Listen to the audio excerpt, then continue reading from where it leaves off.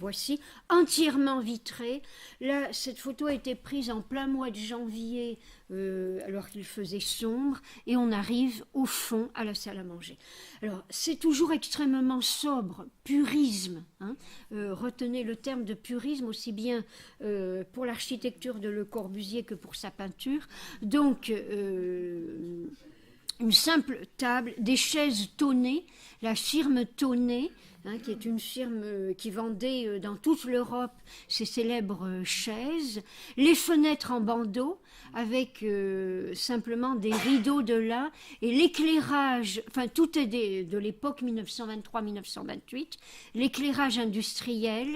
Le Corbusier aime beaucoup emprunter à l'art industriel qu'il introduit dans ses maisons. Et toujours le sens du pratique pour poser des vases, des assiettes, etc. Tout est, que ce soit les radiateurs, les poignées de porte, tout date de 1923. Un tapis berbère souvenir de voyage et l'accès à la terrasse. Les couleurs, les aplats de couleurs, la gamme colorée, nous la verrons à l'après. Juste derrière la deuxième cuisine, avec le monte-charge qui permet de travailler pour la cuisinière et le maître d'hôtel, avec le monte-charge, une petite fenêtre, même les carreaux sont d'origine, la robinetterie, absolument tout, les carrelages. Et ici, nous voyons la passerelle, la salle à manger est ici, et on peut accéder à l'escalier qui permet ou de monter ou de descendre dans les parties privées. Voici le petit balcon dont je vous parlais, d'où M. Laroche pouvait voir ses invités arriver. Donc, lumière, espace, soleil. Vision sur la galerie, depuis l'autre mezzanine, pourrions-nous dire, et toujours ce goût pour l'espace et la lumière.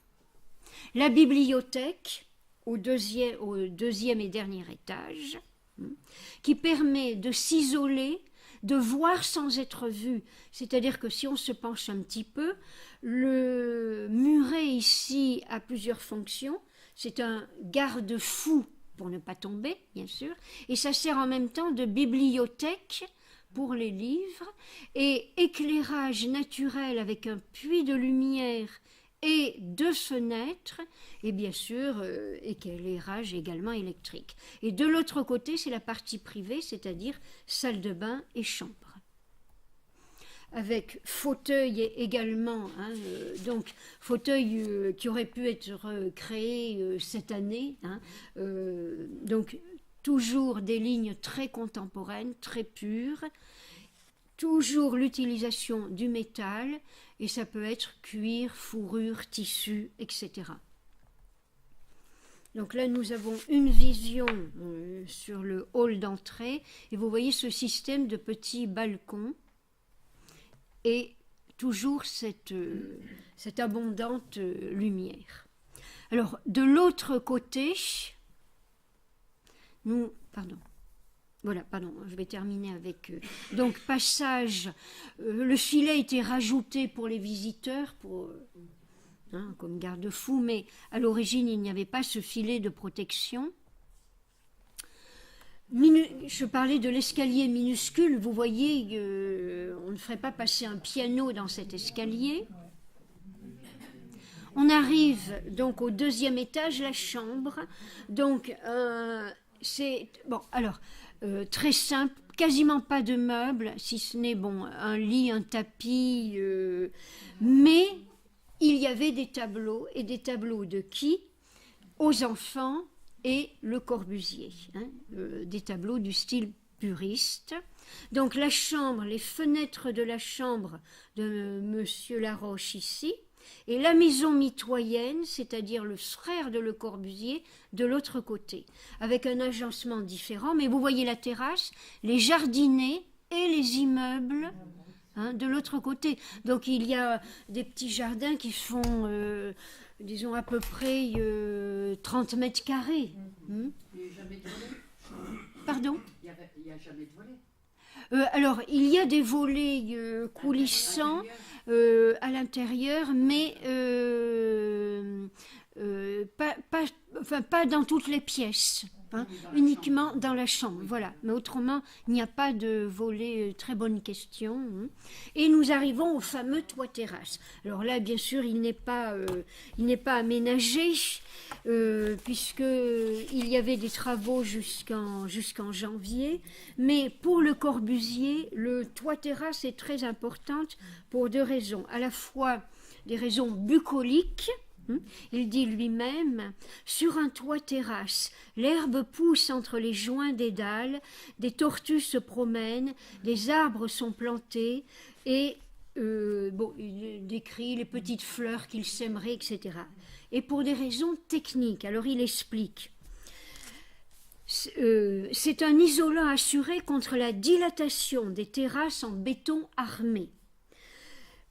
Puisqu'il faut toujours garder une température constante, grâce à la pelouse aux jardinières, eh bien, on aura cette température constante.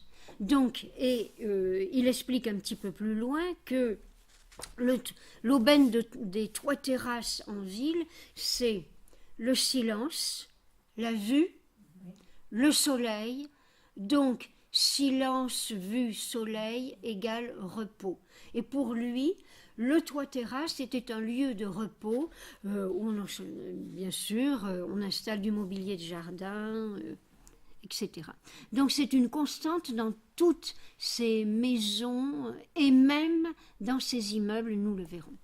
Donc petit détail par exemple sur les poignées qui sont d'origine et sur les recherches qui ont été faites, les sondages donc sous les pilotis de la galerie, avec cette recherche des couleurs.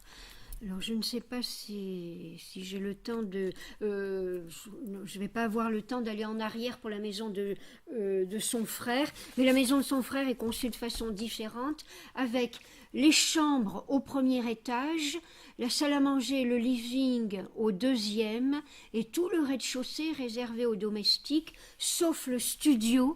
Si vous vous souvenez, je vous avais parlé dans le plan du studio, puisqu'il ne faut pas oublier que son frère était musicien, donc il lui fallait une salle de répétition. Nous la voyons ici, au rez-de-chaussée, dans la maison mitoyenne. Voilà.